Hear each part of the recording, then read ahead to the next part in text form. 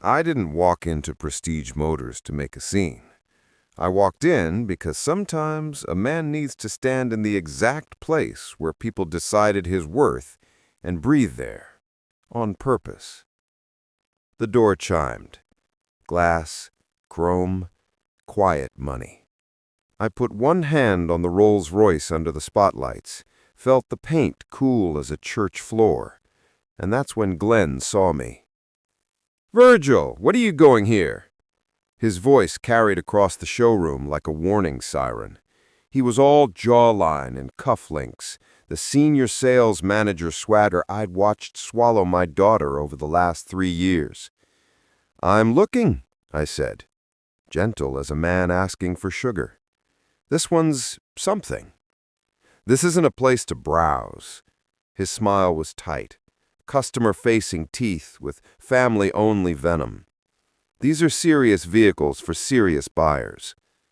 The room tilted toward silence. A receptionist's phone stopped mid-sentence.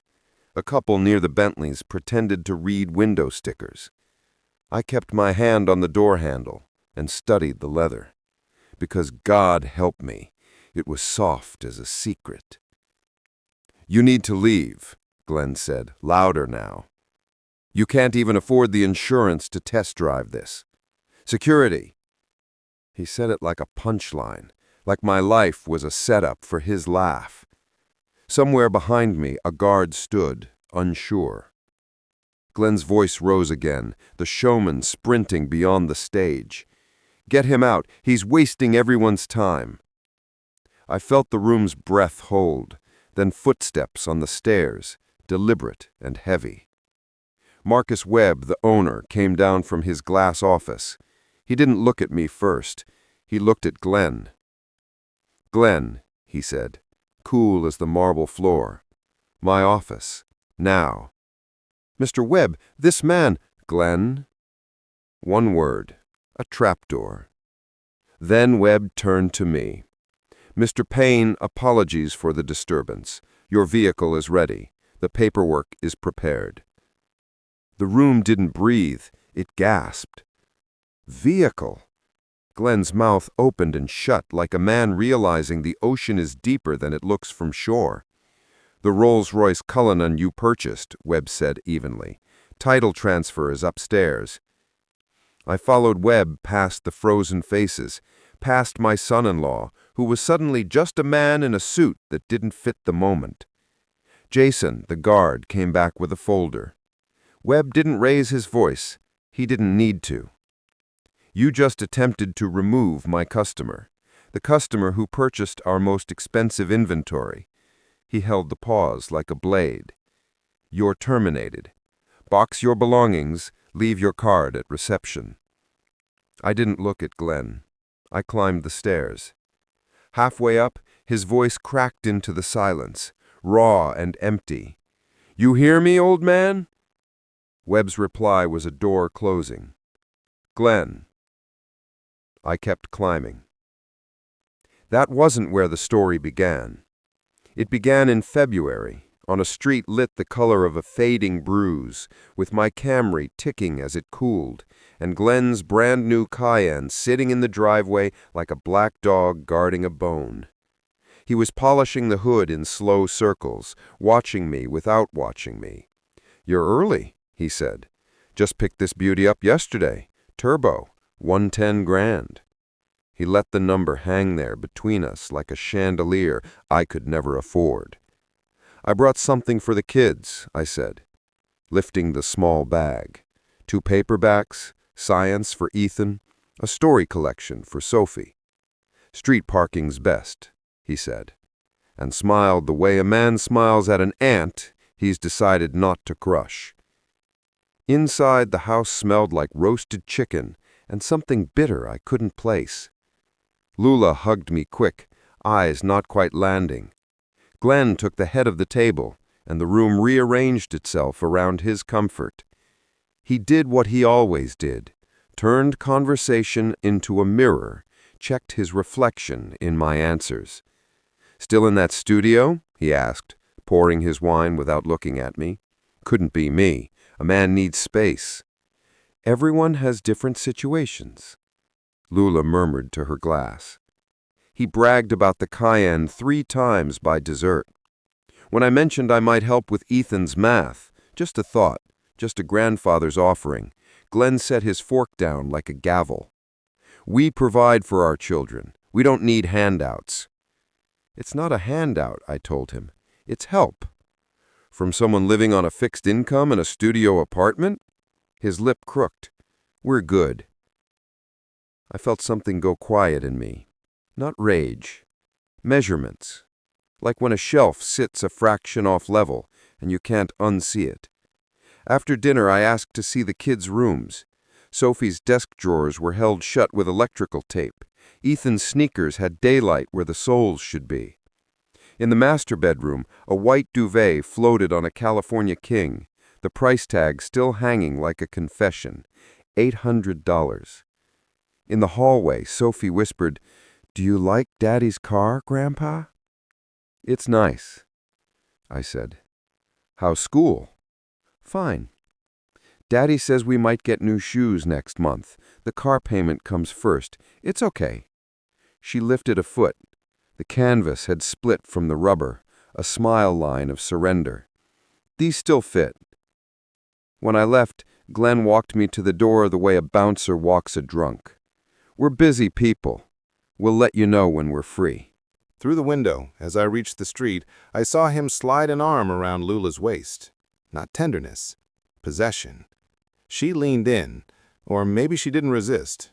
Both can look the same from far away. My studio met me with its small, honest quiet. Everything in its place. I made tea. I opened my laptop. My bank app loaded. $23,876,234 across accounts. The kind of number people think makes you loud. I'd sold 7 hardware stores a year and a half earlier. Built over 40 years, brick by deliberate brick. Downsizing wasn't surrender, it was design. Glenn had looked at my square footage and decided my worth. My daughter had stopped asking about money, stopped asking about much. It was easier to accept the story Glenn told about me than fight it. I opened a blank document. Family Observations, February 2025. Children's clothing, worn, outgrown. Bedroom linens, luxury, price tag visible, $800. Glenn, cayenne purchased, payment priority over children. Lula, anticipatory gestures, learning his rhythms. Dinner, 3 cayenne mentions, 1 attempted humiliation. I saved the file in a locked folder, closed the laptop, sat in the light of my old floor lamp and let the images replay. Sophie's caped drawer, Ethan's shoes, the white tag lifting in the AC like a ghost's hand. Something in me, the part that had negotiated supplier contracts and read men's tells across counters, clicked into place. In the morning, I made coffee and started where I always start, information. I vetted 3 private investigators the way I used to vet drywall vendors. Licenses, complaints, references, reputation stripped of gloss. 2 were talkers. 1 listened. We met in Coconut Grove, where the coffee is black and judgments are quieter. He was mid-50s, gray edging into his hair, tie knotted by habit, not vanity. "You said family," he began. "My son-in-law, spending beyond his means, children wearing holes while he polishes his reflection. What do you want to know?" "Everything." He hides. "Income, debt, movements. If there's another woman, I won't be surprised. But I won't guess. I want facts."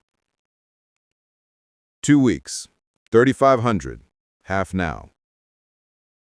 I slid an envelope across the table. He slid a card back. We shook hands, and he left first. Professional courtesy. He knows who has to sit with what comes next. The days that followed were ordinary by design. Groceries on Tuesday, library Thursday. Walk the block after sunset. Texts from the PI like heartbeat pings. Subject at workplace. Lunch meeting observed. Evening routine normal. I carried a small gift bag into the house on Sunday. The kids waved from the window. Glenn made sure I saw the cayenne before I saw them. I said nothing, and that silence felt like laying the first stone of a foundation only I could see.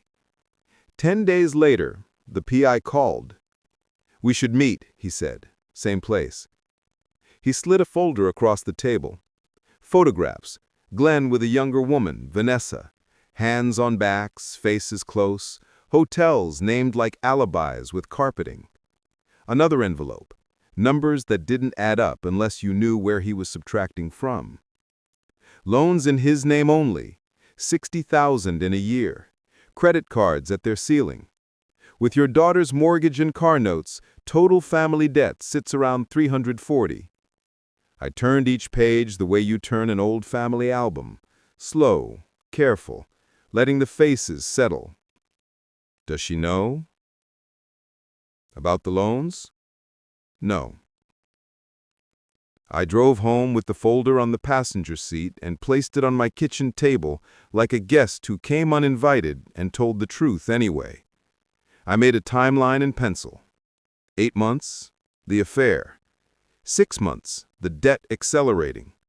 1 month, the cayenne. The math of a man trying to buy an identity he couldn't afford. I found the dealership owner's name, Marcus Webb. Inventory page.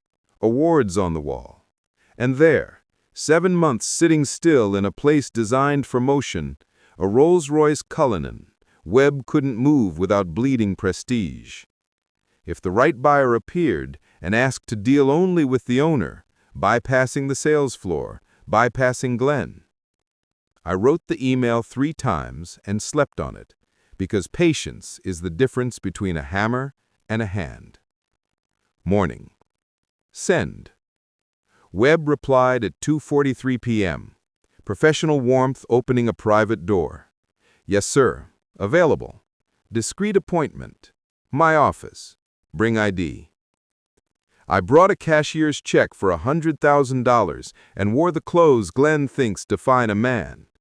I parked 2 blocks away and took the side entrance as directed. We sat across a mahogany desk and spoke the language of men who understand inventory carrying costs and the relief of moving a stone that sat too long. He took the deposit. We signed. Delivery in 4 weeks. And then I looked through his one-way glass at the floor below, my son-in-law smiling at strangers like they were mirrors, and I said a simple, terrible sentence. My daughter's husband works here. Glenn. Webb's expression barely moved, but I saw it. The calculus. The dawning outline of what I'd built. It will be interesting, I added, to see his face when I collect. 4 weeks later, I collected. I left the dealership office with title papers in my hand and a quiet heart. Revenge is loud when you're young. Justice, when you've earned it, is the sound of a door opening and you choosing to walk through. On the way home, I stopped at a red light and caught my reflection in the window of a bakery. A 63-year-old man in a plain jacket, driving a vehicle that should make noise but didn't. I smiled, just a little, and thought of Ethan's shoes, Sophie's taped drawer, the white tag lifting in the AC like a ghost's hand. The light turned green. I went to work. The night after Glenn's firing, Miami air tasted like salt and storm. I parked the Rolls 2 blocks from their house, engine whispering into stillness, and sat with my hands on the wheel, watching light spill from their kitchen window. I wasn't spying. Not anymore. I was witnessing the collapse a man builds brick by brick while calling it success. Through the glass, I saw Glenn drop a small cardboard box on the counter. The sound must have carried. Lula flinched. His mouth was moving fast, arms carving the air. I couldn't hear the words, but I'd known that rhythm months. the angry music of self-pity. I'd lived long enough to recognize it in other men. When I left that street, I didn't feel triumph, only gravity, because I knew what came next wasn't the end, it was the beginning of reckoning. The next day, Lula called. Her voice was tight. "Dad, Glenn said you bought a Rolls-Royce at his dealership. Is that true?" "Yes." "And that you got him fired?" "He got himself fired. I bought a car. He insulted a customer." "Dad, how did you buy it?" "In person," I said. Letting the silence stretch until she understood I meant how in a different sense. "Let's meet. I'll show you everything." At 2 p.m., Coconut Grove Cafe smelled of espresso and rain. She arrived 7 minutes late, clutching her purse like armor. "You've been rich this whole time?" she asked, sitting without greeting. "I've been careful," I said. 40 years of business doesn't evaporate in one sale." I opened the folder. Sale documents, tax filings, bank statements. My entire invisible life spread between us in black ink. Her eyes darted over the numbers. 23 million? After taxes. "Why didn't you say anything?" "Because I wanted to see who you and Glenn became when you thought I had nothing." "That's cruel." "Necessary," I said. "Truth without evidence is just noise. I needed evidence." Then I slid the photographs across. Glenn and Vanessa. Restaurants, hotels, his hand on his back the same way it used to rest on Lula's shoulder when he wanted her quiet. Her hands trembled. 8 months? Yes. Her tears came silent and slow. She didn't wipe them away. She just let them exist. Then came the second folder. Debt reports, hidden loans, credit cards maxed on someone else's perfume. $340,000, I said. That's the price of pretending. She looked at me like I'd rebuilt the world upside down. You hired someone to follow him? To protect you and the children. Her jaw trembled, anger and shame mixing. You ruined his career. I didn't ruin it, I said quietly. He did. I just turned on the light. She stared at the documents, the weight of them crushing through her denial. When she finally spoke, her voice was small. "I need time." "Take it," I said. But as she left, I saw Glenn's car parked half a block down, engine idling. He'd followed her, watching, waiting. The next morning, my phone buzzed. Glenn knows. She knows. I typed those words into my notes app, then deleted them immediately. Never leave digital fingerprints of motive. Justice requires precision, not passion. 2 weeks passed. Lula's messages were brief. "I'm thinking. The kids are okay. Please don't contact Glenn." I gave her space and filled my days with structure. When you've run a company, you don't retire, you just change industries. My new business was patience. Then the letter came. Mortgage default notice. Mailed to my address by mistake. Lula had listed me once as backup contact. 3 payments behind, 30 days before foreclosure. I called her. "Have you seen the notice?" "Not yet," she said. "It's here." She went quiet. "He told me the payments were fine." "They're not. I'll confront him tonight. Do it carefully." That evening, while the city pulsed outside my window, I imagined their house, the kitchen lights, the crash of truth hitting marble countertops. Hours later, my phone lit up, Can we meet tomorrow? She came to the cafe different this time, not fragile, focused. She searched the bedroom, she said, found hidden loan papers, credit cards I never signed for. Good, I said. Documentation matters. Her eyes were red but steady. He withdrew from the kids' college accounts. $12,000. It's gone. I nodded toward the folder I'd brought. The CPA confirmed everything. The numbers don't lie. So what now? She asked. Now, I said, you protect your children. I've spoken with an attorney. She can help you. Her fingers tightened around her cup. If I file, everyone will know. His parents, our friends. Truth isn't shameful, Lula. Hiding it is. For a long moment she stared at her phone screen, Diane Costa's number open, thumb hovering. Then she pressed call. 3 days later, we sat in Diane's office overlooking Biscayne Bay. The lawyer was all poise and quiet steel. Mrs. Payne, she said, you have a strong case, adultery, financial deception, and child welfare risk. The court will see that. Lula nodded, jaw tight. I'm scared. That's normal, Diane said, but fear doesn't change the facts. Outside, the water flashed sunlight like broken glass. Inside, we signed papers that would end a marriage and begin a war. When the summons reached Glenn, the explosion arrived right on schedule. He called at midnight, voice jagged. You think this is over, old man? You ruined me. You think money makes you untouchable? I said nothing. He kept talking until silence choked him. Then the line went dead. I looked at the city lights through my window and whispered to no one. No, Glenn, not untouchable, just prepared.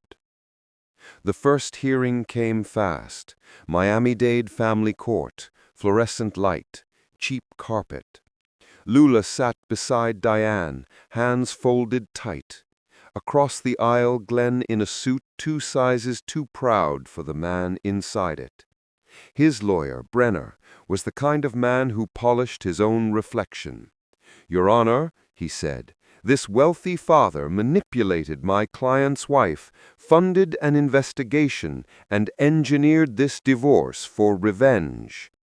The judge, a sharp-eyed woman in her 50s, looked unimpressed. Unless Mr. Payne is a party to the marital assets, he's irrelevant. Move on. Diane rose, smooth as water. Your Honor, we have documented evidence of adultery, financial mismanagement, and emotional abuse. She displayed the photographs, the statements, the withdrawal slips. Glenn's face drained color like ink bleeding out of paper. Then Lula read her affidavit aloud.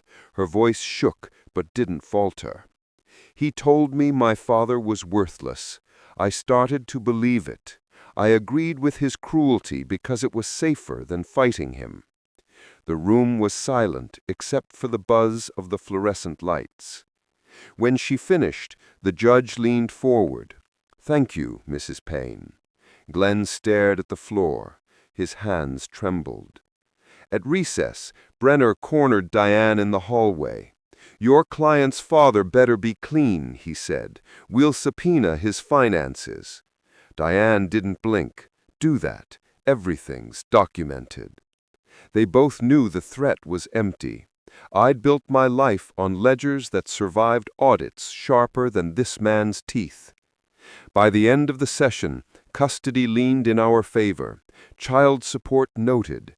Glenn's objections drowned under paperwork and his own contradictions. Outside, the sky broke open with rain. Lula and I stood under the courthouse awning, watching it pour. Is this what winning feels like? She asked. No, I said. Winning feels quieter. That night, I sat in my apartment, the Rolls key on the table beside a mug of cold coffee. Revenge stories end where humiliation begins, but justice, real justice, keeps walking. Glenn's fall wasn't over, neither was Lula's rise. And I'd promised myself one thing. This time, I'd make sure she walked out of the fire with something more than ashes. Because Glenn thought I'd come to destroy him. He never understood. I'd come to rebuild her. The morning light in Miami always looks honest, too bright, too revealing. Maybe that's why I started waking before dawn. The quiet felt cleaner than the daylight that followed, the hours when everyone pretends their lives are still intact. 6 weeks after the first hearing, I sat beside Lula outside courtroom 12B. She wore borrowed professionalism, gray jacket, pressed slacks, hair pulled back too tight.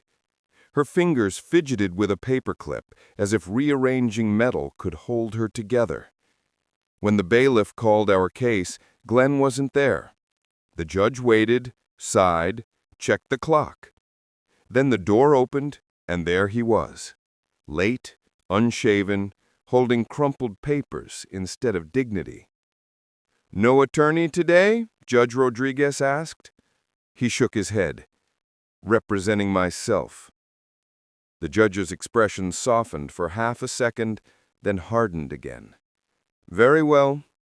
What followed was less a hearing and more a slow implosion. Glenn tried to argue custody, finances, manipulation, his voice cracking under the weight of its own desperation. Every accusation was a mirror turned toward himself. "Her father orchestrated this," he shouted, pointing directly at me. "He bought that car to humiliate me." The judge's gavel struck once. "Mr. Glenn, Mr. Payne is not a party to this case. Sit down." He sat, but his eyes didn't leave me. They burned with something that wasn't hate exactly, more like a man realizing he'd spent his life climbing a ladder leaning against the wrong wall. When the final decree was read, custody to Lula, house to Lula, debts to Glenn, his shoulders collapsed. He whispered, "You destroyed me." No one answered. The court clerk stamped the papers. The marriage ended with the sound of a stapler. Outside, the Florida heat pressed, like punishment. Lula, her lawyer, and I walked toward the parking lot, the Rolls gleaming in the distance like an unspoken reminder of how this began. Glenn's voice came from behind us. "Lula!" She turned instinctively. He was 20 feet away, trembling, eyes rimmed red. "Please," he said, "don't keep the kids from me." Lula's voice was steady but tired. "Follow the court orders, Glenn. That's all you need to do." He looked past her, straight at me. "You think this makes you a hero? You're a vulture feeding on your own family." I stepped forward once, calm, deliberate. The court decided based on evidence, not emotion. Take responsibility. His face twisted. "You built nothing. You bought everything. You think money makes you decent?" I didn't raise my voice. "No, Glenn, character does. That's what you sold off, cheaper than your car." His hands clenched, and for a moment I saw violence flicker in his eyes like heat lightning. Diane, the attorney, positioned herself between us. "Walk away," she said, softly but firmly. He did, toward the bus stop. His Porsche was long gone, repossessed. His reflection followed him in the dealership windows until even that disappeared. Days turned into weeks. The legal dust settled. Lula and the kids stayed in their home, but money was tight, and silence became the new language of the house. I showed up one afternoon with a folder of real estate listings. I said, "Better neighborhood, better schools. I'll make the down payment, you handle the rest." She studied the pages for a long time. Then she said gently, "Dad, I can't." "Why not? It's for you and the kids." "I just got divorced. I need to know I can make choices for myself. You're helping me, but it feels like control." That word hit harder than any of Glenn's insults ever had. Control. I sat back. "I know, but I need to learn who I am without Glenn, without anyone running the show." I nodded, but inside I felt something collapse quietly, the part of me that needed to fix everything. After she left the room, I sat at her kitchen table and looked at the same spot Glenn used to occupy. For the first time, I realized how thin the line is between protecting and possessing. A week later, I saw his Cayenne on a flatbed tow truck, repossession tags on the windshield. It should have felt like closure. Instead, it just felt quiet. That night, Lula texted, "Thank you for everything, but I need space to breathe. I love you." I typed and erased a dozen replies before settling on the only one that didn't reek of control. "I understand. I'm here whenever you need me. I love you too." Sometimes victory doesn't sound like applause. It sounds like silence you can finally live inside. Weeks passed. Bills arrived at Lula's door faster than her paychecks. I knew she couldn't cover them yet. So I wrote 2 checks quietly. One to the mortgage company, another to clear her death settlement. I mailed them directly. No note, no signature flourish, just my handwriting on envelopes that would fix what paperwork had broken. That evening she called, her voice caught between disbelief and tears. "The mortgage company said we're paid ahead, and the collectors, Dad, they said my account is settled. Did you—" "The house is in your name. I just wanted to keep it that way." Long silence. Then, soft as a prayer, "Thank you." I hung up and wrote in my ledger, $182,200. Not charity, continuity.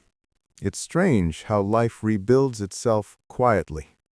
Not with grand gestures or new beginnings, but with routines that stopped hurting. By September, Lula had found rhythm again. Work, kids, even laughter. The house no longer echoed with tension. It sounded lived in, human.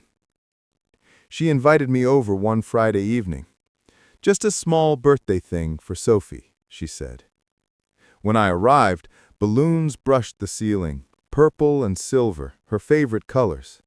A homemade cake sat lopsided on the counter, vanilla buttercream. I could smell sugar and effort. "Grandpa, you have balloons!" Sophie yelled, running to hug me. Ethan followed, rolling his eyes in the way older brothers do, hiding warmth behind sarcasm. Lula smiled from the kitchen doorway, and for the first time in years, it reached her eyes. We played board games. I taught the kids an old card trick involving multiplication tables and pennies. Sophie accused me of cheating. Ethan kept score. Lula laughed until she cried. When the candles came out, we sang, off-key and happy. Sophie closed her eyes, made a wish, then whispered to me, "I wished we could stay like this forever." If she only knew, I thought. That was my wish, too. The cake was uneven, but when Sophie said, "Best birthday ever," I realized perfection was never the goal. Stability was. Later that night, after the kids fell asleep watching a movie, Lula and I sat with coffee at the kitchen table. The same table where she once sat silent while Glenn mocked me. the same table where she'd signed her divorce papers. "I've been thinking a lot," she said, "about everything." I waited. For months, I thought you wanted revenge. But now, I see it differently. I stayed quiet. Sometimes silence invites honesty. "You didn't destroy Glenn's life," she said softly. "You exposed what he built it on. Lies. And you showed me I didn't have to live on them too." She looked up, eyes wet but steady. "You saved us. Not from poverty, from believing we were worthless." I felt something loosen in my chest. Maybe forgiveness. Maybe recognition. "I just showed you what was already there," I said. "No," she smiled faintly.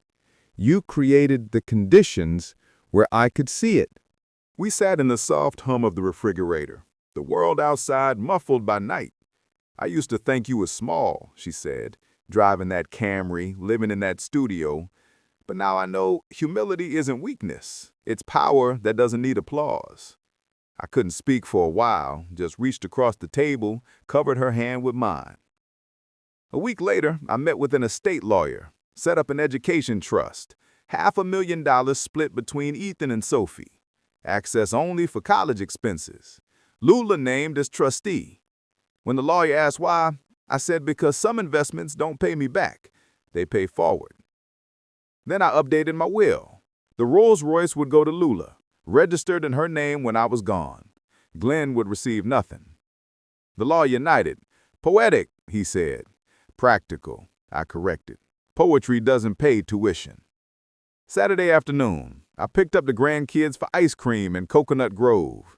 By now, the Rolls had lost its novelty. Sophie called it Grandpa's big car. Ethan said it smelled like new shoes. We sat outside the shop, the sun warm but forgiving, the bay breeze gentle. "Grandpa, why do you have such a fancy car if you're not fancy?" Ethan chimed in. "Mom said you could have bought it years ago. Why wait?" I smiled.